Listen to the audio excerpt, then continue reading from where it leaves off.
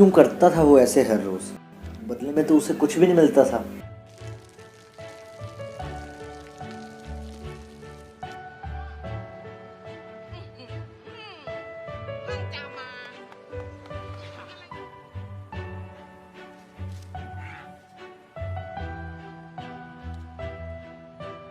میں نے پوچھا ہندو ہو یا مسلمان؟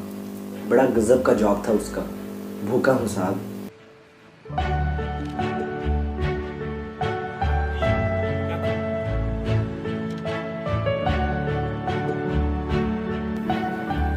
اسے تو کچھ بھی نہیں ملتا تھا، نہ ہی وہ امیر تھا۔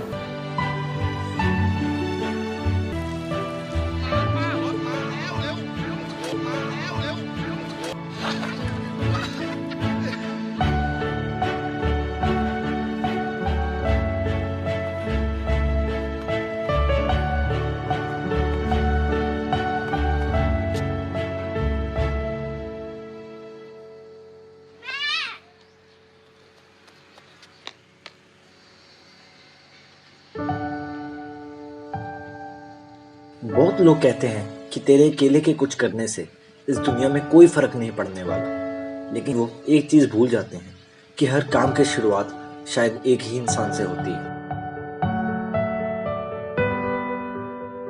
ہر کوئی پیسوں سے امیر نہیں ہوتا، کچھ دل سے بھی ہوتے ہیں۔